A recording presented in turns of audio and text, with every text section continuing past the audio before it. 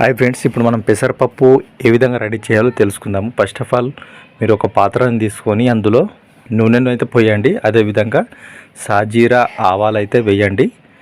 ఈ విధంగా వేసిన తర్వాత కొద్దిగా ఎర్రగా కాగనివ్వండి. ఈ విధంగా అయిన తర్వాత మనము మెయిన్గా ఉల్లిగడ్డ అయితే ఏదైతే ఉంటుందో ఆ ఉల్లిగడ్డ అయితే వేయండి. ఈ ఉల్లిగడ్డ వేసిన తర్వాత కొద్దిగా ఎర్రగా కాగనివ్వండి. అంటే మామూలుగా మరీ ఎక్కువ కాకుండా మామూలుగా జర ఎర్రగా అయ్యేటట్టు చూడండి. ఆ విధంగా జర కలుపుకోండి, మంచిగా ఉంటుంది. పెసరపప్పు కూడా చాలా బిజీ ఫ్రెండ్స్, మనం అనుకుంటాము రాదని అనుకుంటాము, బట్ చాలా బిజీ. ఈ విధంగా వేసిన తర్వాత మీరు కొద్దిగా పసుపు అయితే వేయండి.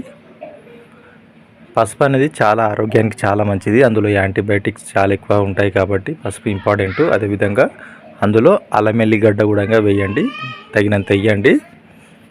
ఈ విధంగా వేసిన తర్వాత ఆ అల్లం ఎల్లిగడ్డ, పసుపు, ఈ ఉల్లిగడ్డ మంచి కలుపుకునేటట్టు చూడండి. అదేవిధంగా ఇదైతే మనం నీళ్ళల్లో నానబెట్టిన పెసరపప్పు ఉంటుంది కదా, ఆ పెసరపప్పు అయితే వేయండి. ఈ విధంగా కలుపుకొని వేయండి. మెయిన్గా ఏదంటే మనం పెసరపప్పు తీసుకునేటప్పుడు మంచిగా కడగాలి. కడిగిన తర్వాత ఓ అర్ధగంట సేపు అయితే నాననివ్వండి నీళ్ళల్లో. నానించిన తర్వాత ఈ విధంగా అయితే వేసుకోవాలన్నమాట. అందులో కొద్దిగా నీరు పోసుకొని ఏమైనా అడుగు కూడా ఏదైనా ఉంటే అది కూడా నీళ్ళు పోసుకొని ఈ విధంగా అయితే వేసుకోవాలి. ఈ విధంగా అయితే మిక్సీ చేసుకోవాలి. అదేవిధంగా అందులోనే టమాటాలు వేసుకోండి. కొత్తిమీర అప్పుడే వద్దండి, కొద్దిగా అయినాక వేసుకోండి.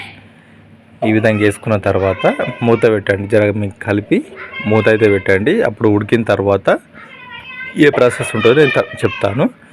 ఇది చూడండి, ఇప్పుడు ఉడికింది పప్పు అయితే, పెసరపప్పు అయితే ఉడికింది. టమాటా కూడా ఉడికిందా లేదా అని ఒక చెంచాలో తీసుకొని అయితే చెక్ చేయండి. అదేవిధంగా ఉప్పు సరిపడా ఉందా లేదా అనేది కూడా మీరు ఒకసారి అయితే చెక్ చేయండి. ఇప్పుడైతే కారం అయితే వేశారు.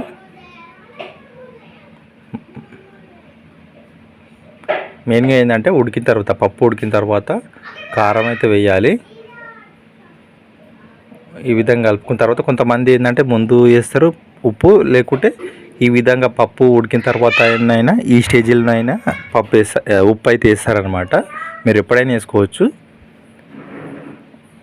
ఒకవేళ ఉప్పు కరెక్ట్ కలిసిందా లేదా అనేది మీరు ఇట్లా చెక్ చేసుకోవాలన్నమాట. దాని రసా అనేది కొద్దిగా చేతిలో వేసుకొని ఉప్పు కరెక్ట్ మిక్స్ అయిందా లేదా అనేది చెక్ చేసుకోండి.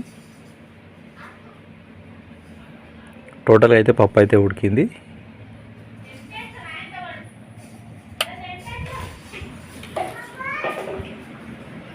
అదేవిధంగా మనం